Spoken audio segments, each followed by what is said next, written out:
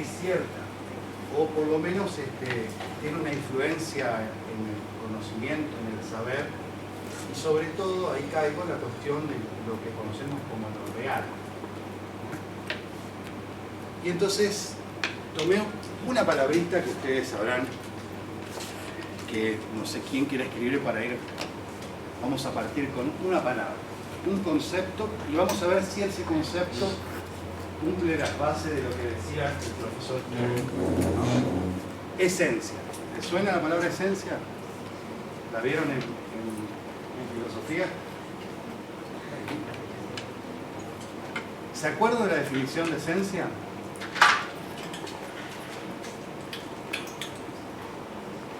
¿Recuerdan por ahí? Ahora es el momento en el cual se pueden equivocar. ¿Está? En el examen escrito después. ¡Ay! Esto tiene que ver con la deconstrucción. La palabra esencia. ¿A qué le suena?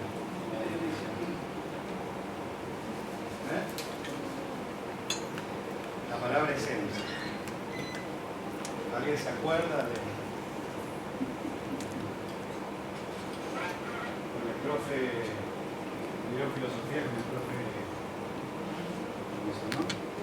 Lago. ¿Vieron lo que en algún momento te suena con algunos autores la palabra esencia? No bien.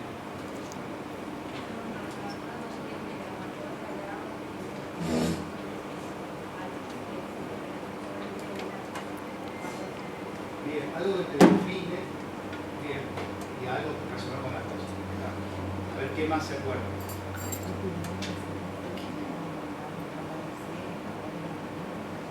¿Se acuerdan algo más?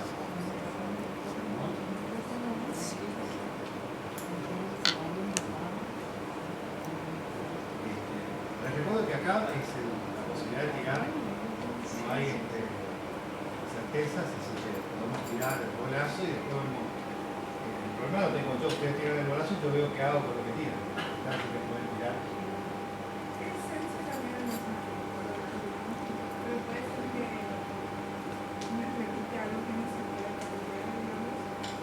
Bien, bien, algo que no se puede cambiar. Vamos a ver, ¿qué más?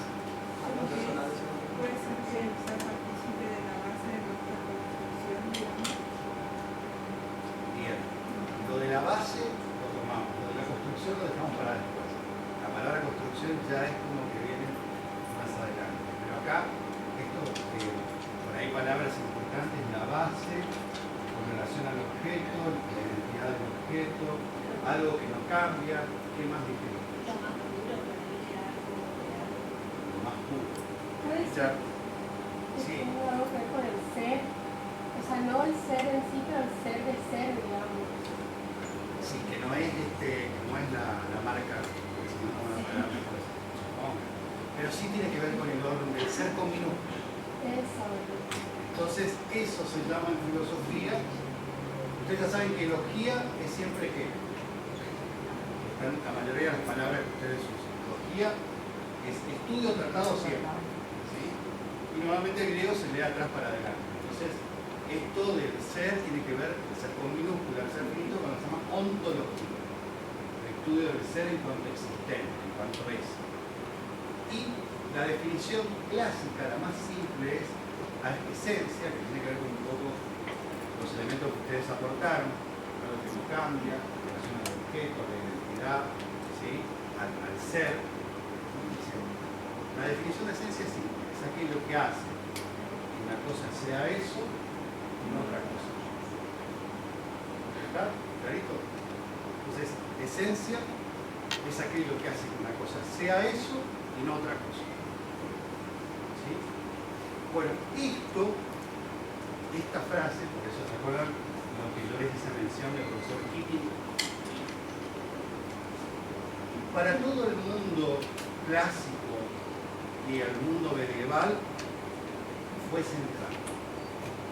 Un concepto con el cual se estableció relaciones, cosmovisiones, hasta la invención de algunas disciplinas, ¿sí?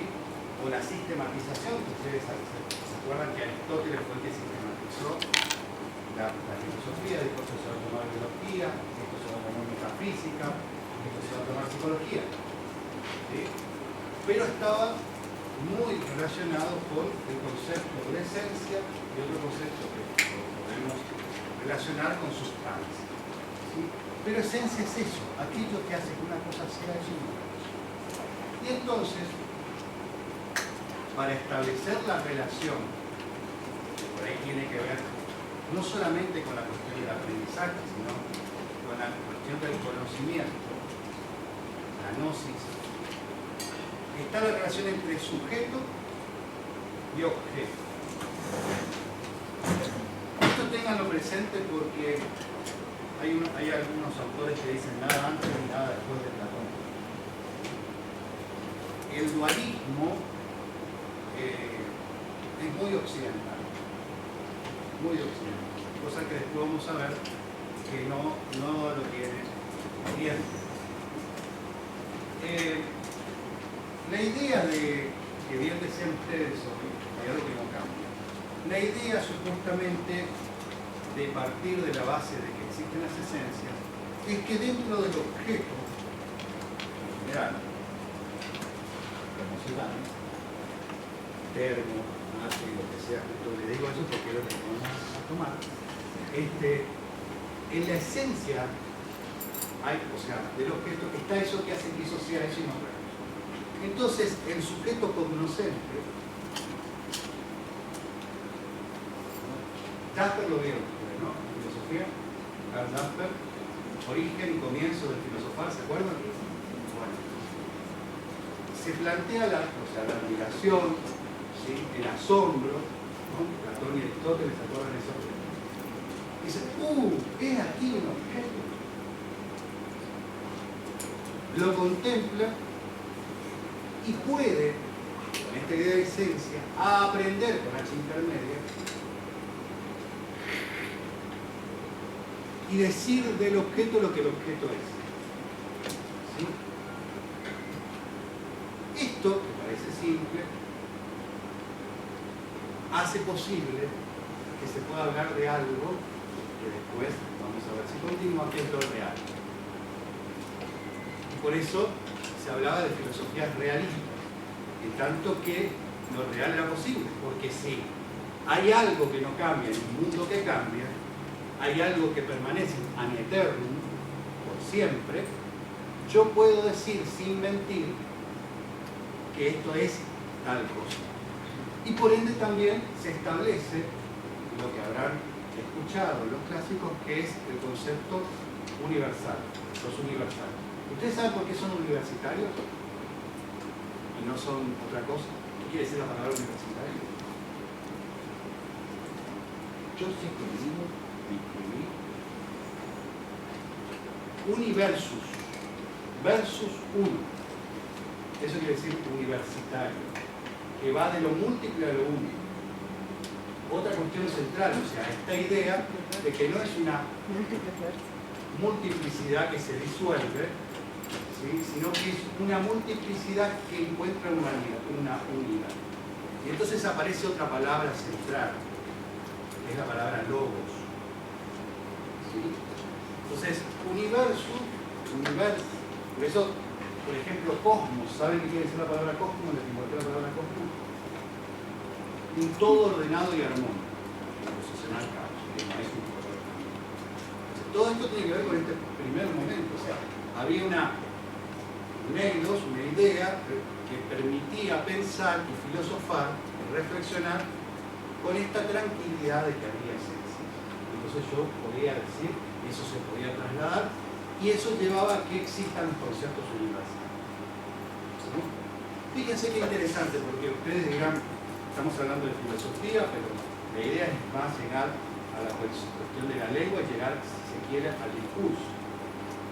Pero, bueno, es todo un tema. Pensamos como hablamos como pensamos, vamos a ir discutiendo después y tiene toda una connotación.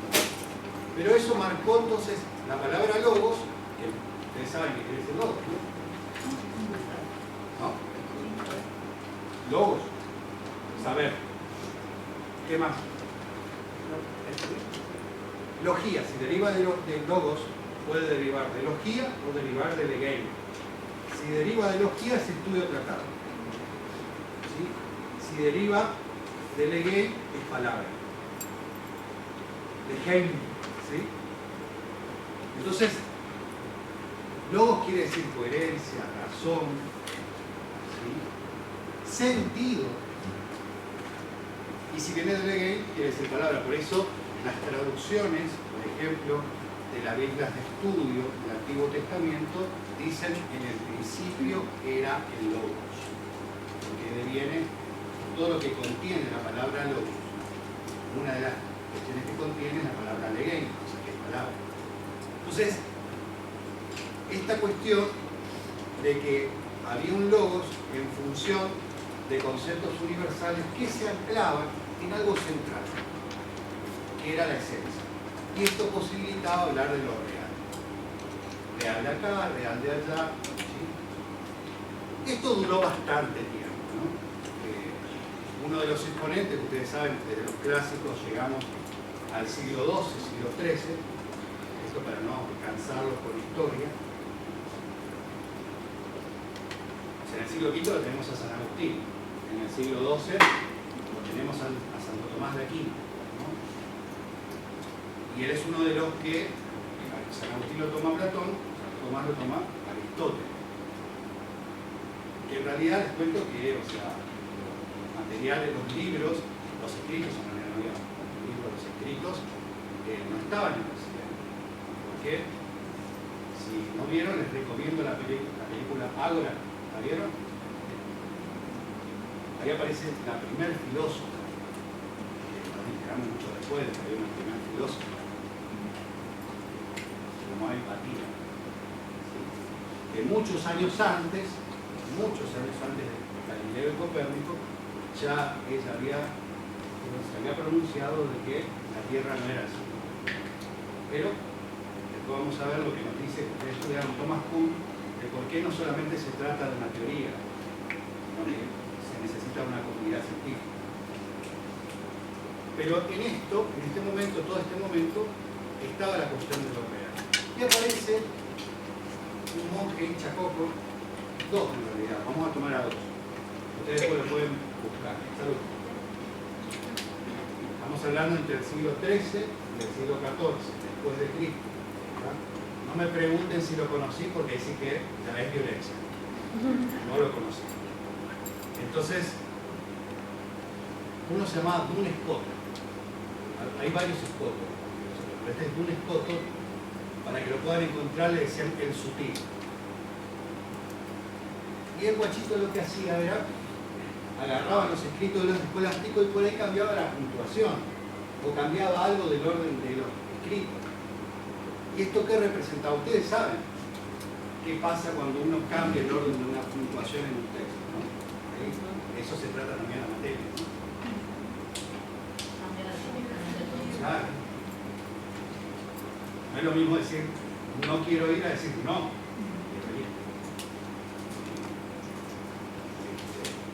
Entonces, ese jueguito comienza ya un escoto, por eso le decían en sutil, hacer algunas cuestiones, y entonces los textos cambian ese sentido. Pero el que lleva al gran hecatombe de Occidente es nuestro amigo Guillermo de Ockham. ¿Lo escucharon alguna vez? Guillermito de Ockham. Se puede escribir O-C-C-A-M, algunos le ponen O-C-K-A-M. Guillermo, la navaja de Ockham. ¿Se acuerdan cómo era la definición de esencia? Para ver si cómo anda la memoria a corto plazo. ¿Cómo era la definición de esencia? Sin leer. Aquello que hace que una cosa sea. ¿Quedó claro? Bueno, Guillermito, entre mate y mate, se le ocurre decir, será así. Y entonces cambia el sentido del concepto. A ver si le... ¿Cómo era la definición de esencia? Bueno, entonces ahora Guillermito dice, la esencia es un puro nombre que mi mente inventa para dar cuenta de la cosa sin ser la cosa. ¿Repito? ¿Por qué? Es un puro nombre, está ahí, está en el horno, es un puro nombre que mi mente inventa para dar cuenta de la cosa sin ser la cosa. ¿Se dan cuenta de la diferencia? ¿Qué les parece que pasa con esto? ¿Se acuerdan? La primera definición de esencia quedó bastante. ¿Qué pasa ahí? ¿Qué pasa con este cambio de sentido de esto que si uno mira la composición de la época? Estamos hablando de una palabra, de un concepto de esencia. Es un puro nombre que mi mente inventa. O sea, ahí ya con ese para dar cuenta de la cosa sin ser la cosa. ¿Ven la marcada diferencia que pone nuestro amigo Hogan? Primero, subrayamos que es un puro nombre. Por eso también se va a llamar nominalismo el aporte de nuestro amigo Guillermo de Hogan. Por otro lado dice que mi mente inventa, no es creación, ¿sí? Es invención. Entonces ahí hay un salto importante porque se hablaba antes de la idea de, ¿cómo se dice origen en griego?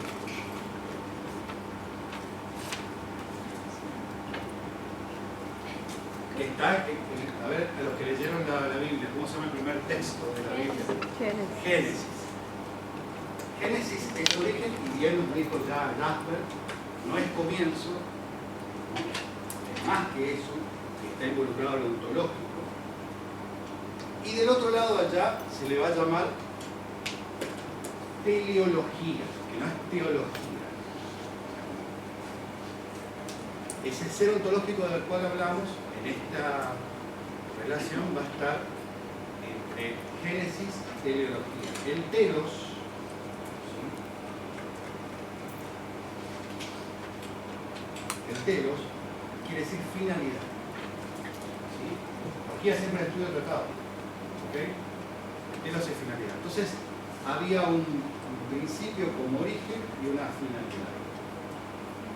La condición del ser finito permitía que se hablara en el aspecto de humanización, supuestamente, de una dimensión eterna en el ser que era lo esencial que era el alma.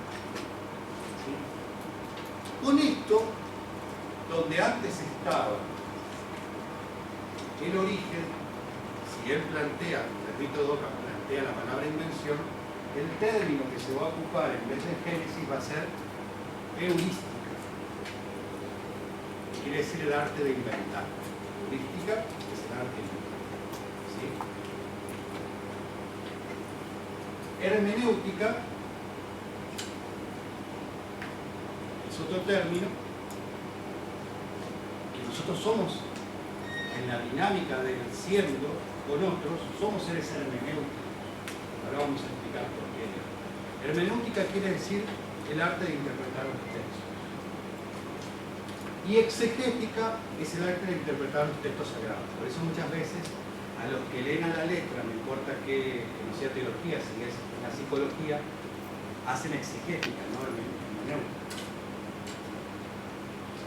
Se transforma en un texto sagrado, no vaya a ser que esa coma no la lea. Entonces, heurística es con H. Heurística, ¿sí? ¿Qué es el arte de inventar? Hermenéutica es el arte de interpretar los textos. Donde antes había origen, ahora hay heurística, y donde antes había teleología, ahora hay azar. No sabemos qué. Y todo esto porque un día, entre mate y mate, Guillermito de Ockham se le ocurrió cambiar una palabra. O sea que toda la cosmovisión, la visión de visión, ya saben de qué se trata, cosmos,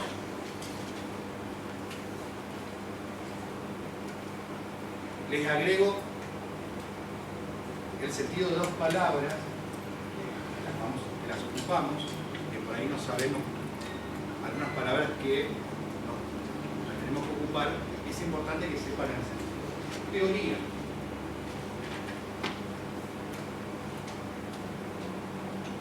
¿Saben qué quiere decir la palabra teoría?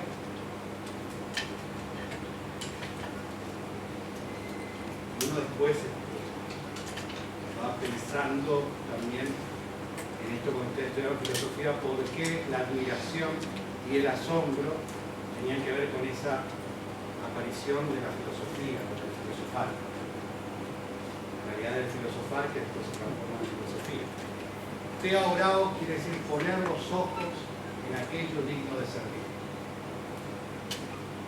Poner los ojos en aquello digno de servir. Y el teoros, que es como el maestro, es el que señala lo digno de servir. Pero teoría quiere decir poner los ojos en aquello digno de servir. Y una palabra que ya estaba en el principio, que después, o sea, fue pensada en otro lugar, es la palabra inteligencia.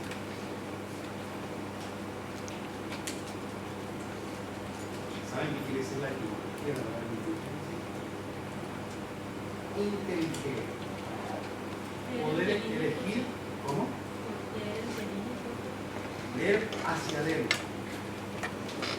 Poder elegir y leer hacia adentro. Fíjense qué interesante.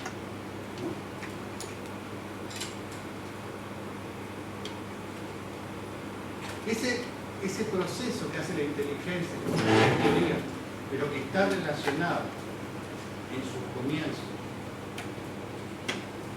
Y tiene que ver, si uno piensa, ustedes, no digo ahora, yo no tuve el placer de conocer la iglesia actual, pero si uno lee la descripción y se transporta al momento en el cual donde estaba el Marejeo, donde estaba Samos, donde estaban los distintos pensadores que se plantearon, fíjense qué interesante, la sustancia primera, ¿se acuerdan? El Argeo, el Arché, ¿sí? ¿Cómo no van a quedar impactados por lo que veían? Entonces, necesariamente la reflexión estaba conectada con la naturaleza, la psisis con el eidos, la física, la naturaleza con el eidos. Por lo que llevaba el impacto, uno se detenía y tenía ese mar, que seguro que no tiene nada que ver con el que tenemos ahora contaminado, pero digo, el lugar, la imagen, claro, era la producción. Y ahí ese salto lógico que es el preguntarse por el principio de las cosas, ¿no? Entonces, ese proceso, y que podemos dejar como enganchado con esta idea fundamental de la idea de esencia, ¿no? Que da cuenta y sostiene un montón de cosas. Con esto, y ahí hacemos algo abrupto, ustedes avanzaron en filosofía, no se quedaron en los clásicos. ¿Sí? Después de la Edad Media, ¿qué dieron? ¿A quiénes recuerdan?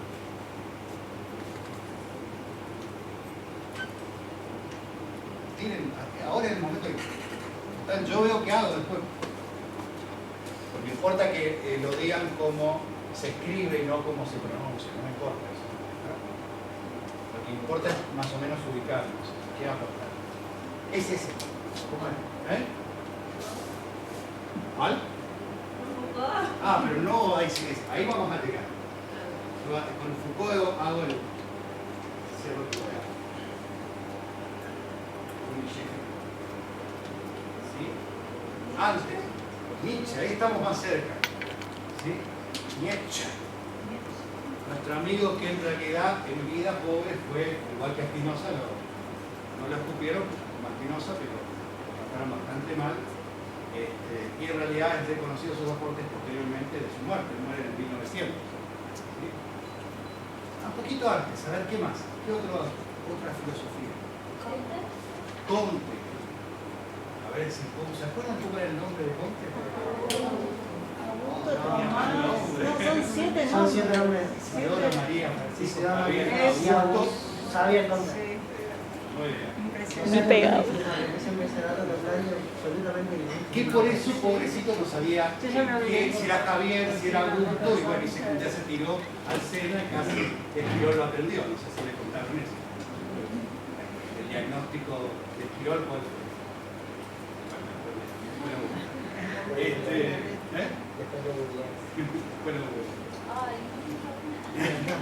te dejo la duda. Hablando de la duda, ¿quién era el que hace de la duda un método? Descartes, que no descartó todo. Antes de Descartes, o sea, si nos ubicamos en el tiempo, está el enciclopedismo, ¿no? Los muchachos que leían todo lo que podían y expresaban. Descartes plantea el hecho de ¿cómo sé que existo? La pregunta por la existencia. Entonces, la contestación de Descartes es cogito ergo sum, que no es una mala palabra, ¿tá? Es pienso, luego existo. ¿Sí? Y ahí, o sea, caemos en un punto, digamos, ¿no? Al morir las esencias, necesariamente tenía que dar una respuesta, sobre todo estos pensadores, un método. Le agregamos la palabra método. ¿Qué quiere decir la palabra método? Metaodos. Catú, no dice catú. Metaodos. ¿Qué quiere decir odos?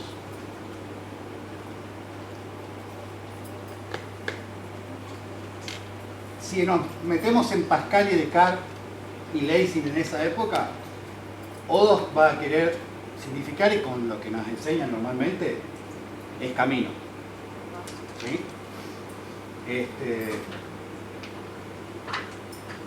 Dentro de la... pasos a seguir, digamos. Claro, como tener un camino, un procedimiento, pasos, ¿no? Porque eso era lo que preocupaba en la época.